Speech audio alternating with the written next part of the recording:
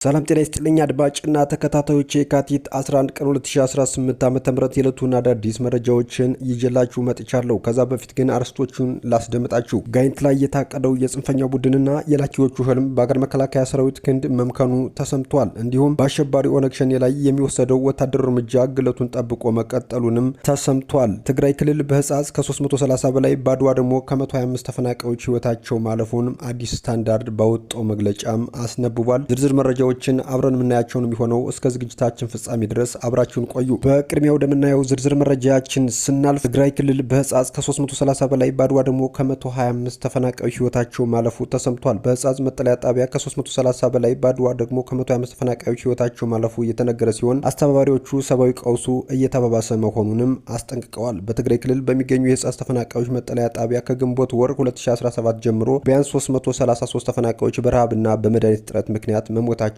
ተገልጿል። በተመሳሳይ ባድዋ ከተማ ከመስከረም ወር 2018 ዓመት ጀምሮ ከ125 ሰዎች በላይ ህይወታቸው ማለፉም ተገልጿል። ተፈናቃዮችና የጣቢያው ኃላፊዎች ለአዲስ ስታንዳርድ እንደገለጹት እየቀነሰ የመጣው ሰብአዊ እርዳታና አሁን በቀጣይነት የሚገቡ አዳዲስ ተፈናቃዮች ተጋላጭ የሆኑ ማህበረሰቦችን ለህይወት አስጊ ወደሆነ ቀውስ እየዳረጋቸው ሲሆን ባለው ውስን ሀብት ላይ ከፍተኛ ጫናም ፈጥሯል። በህጸጽ የሚገኙ ተፈናቃዮችና አስተባባሪዎች እንደሚሉት ከሆነ የሟቾች ቁጥር መጨመሩ፣ የበሽታ መስፋፋትና የሰብአዊ እርዳታ መቀነስ ሁኔታውን ይበልጥ አብብሶታል ብለዋል።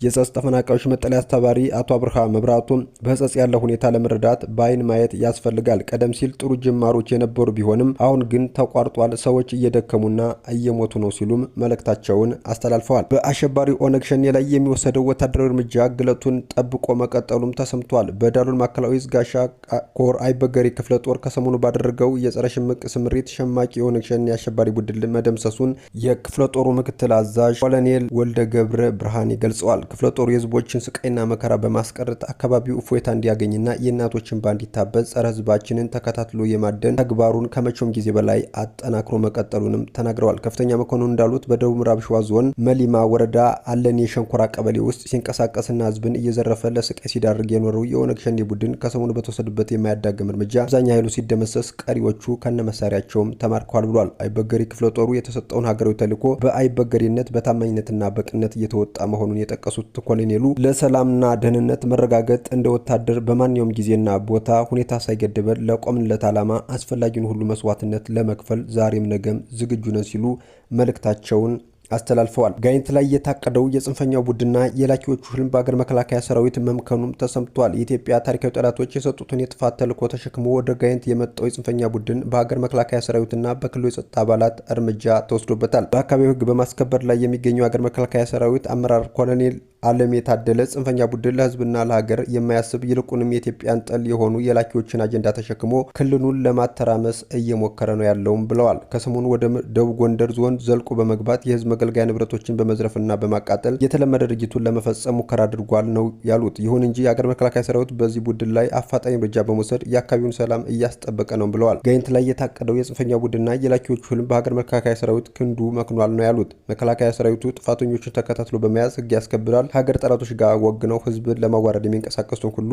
ላፍታም አይታገስም ነው ያሉት ኮሎኔሉ። ጽንፈኛ ቡድኑ ጫካ ለጫካ ከመሽሎክለክ ባለፈ ከተሞቹን አካባቢ ጥቃቅን ትንኮሳዎችን በመጠነ ሰፊ የሐሰት ፕሮፓጋንዳ እያጀበ ህዝብን ሰላም ለመንሳት እንደሚሞክርም ገልጸዋል። አሁን ላይ ጋይንትና አካባቢው ሰላም ነው። ህዝቡም ለሐሰተኛና አደናጋሪ የጽንፈኛ ወሬ ጆሮን በመንሳት በሙሉ ልቡ በልማቱ ላይ መሳተፍ አለበት ነው ያሉት። ከጸጥታ ኃይሎች ጎን በመቆምና አካባቢዎቹን ነቅቶ በመከታተል ሰላሙን ለማወክ የሚጥሩትን አካላት መከላከል እንደሚገባም መልእክታቸውን አስተላልፈዋል። ከውጭ ወዳገኘነው መረጃችን ስናልፍ ከወታደራዊ ፍጥጫ ወደ ዓለም አቀፍ የኤነርጂ ጦርነት እየተሸጋገረው የመካከለኛው ምስራቅ ግጭት የመካከለኛው ምስራቅ ቀውስ ባለፉት 12 ሰዓታት ውስጥ ወደ አዲስና አደገኛ ምዕራፍ ተሸጋግሯል። በአሜሪካና በእስራኤል የሚመራው የኦፕሬሽን ኤፒኬ ፊውረስ 3ኛ ሳምንቱን በያዘበት ወቅት ግጭቱ ከቀጥታ ወታደራዊ ኢላማዎች አልፎ የዓለምን የኢኮኖሚ ጀርባ አጥንት ወደ ሆኑት የነዳጅና የተፈጥሮ ጋዝ መሰረተ ልማቶችም ዘልቋል። እስራኤል የኢራንን የኢኮኖሚ አቅም ለማዳከም በወሰደችው ስልታዊ እርምጃ ትናንት መጋቢት 18 ቀን በኢራን ግዙፍ የጋዝ ክምችት በሆነው ደቡብ ፓርስ ላይ የአየር ጥቃት ፈጽማለች። ይህ እርምጃ የኢራንን ኃይል አማራጭ ስልታዊ በሆነ መንገድ